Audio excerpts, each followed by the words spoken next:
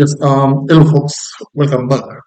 Now, it is now confirmed that Ruto is the mastermind of regarding Gachagua's impeachment. Why am I saying so? Ruto was supposed to go to Embu today Sunday, but he cancelled his trip after realizing that Gachagua will be in the same place. Now, this shows that Ruto is guilty, and this shows that indeed is the one who is pushing for this impeachment motion. That's why he can't face Gachagua based on what he's doing to Gachagua. Now, Gachagua, on the other hand, has fired back at Ruto. Msijali, si ndio? Si iko Mungu mbinguni? Sisi ni Wakristo na tunamwamini Mwenyezi Mungu, na Mungu atafanya mapenzi yake. Binadamu wanaweza panga mambo mingi, lakini iko Mungu mbinguni. Muendelee kutuombea, muendelee kuombea nchi yetu. Sisi tulichaguliwa na watu wengi hawa Embu, si ndio? Sijui kama itawezekana tulichaguliwa na hii watu wote tufunguzwe na watu wachache. It has told Ruto that Kenyans, 7 million Kenyans voted for him. So there's no way 200 members of parliament will be used to impeach him.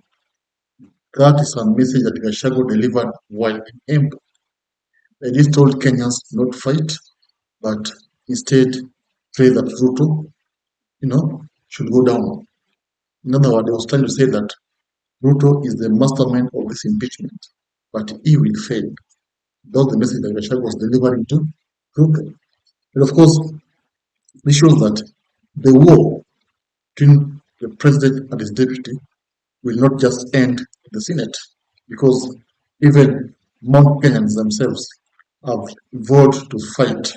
And actually, Ruto is now finding it hard to, go to Mount Kenya. Yeah, he's finding it hard. He's already lost ground in Mount Kenya.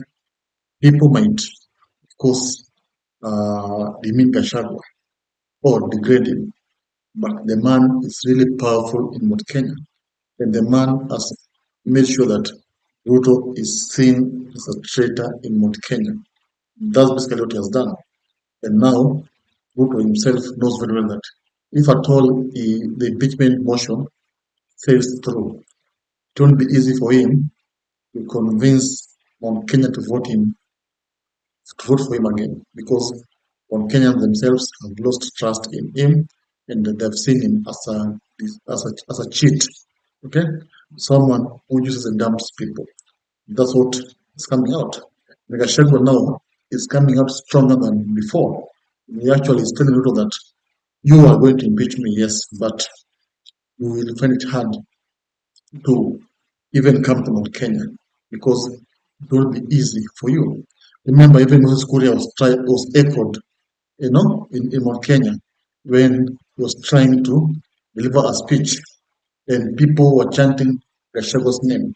This shows Gachagua has really gained the ground in Mount Kenya, and he will not easily go down. That's the message that, of course, is coming out from this whole impeachment fiasco. Now, tell me, do you think the impeachment will make sure? Do you think this impeachment will make Mount Kenyans happy with Ruto? Yeah, or do you think this impeachment marks the end between Ruto and the Mount Kenyan residents? Just tell me in the comment section. What do you think about this impeachment motion?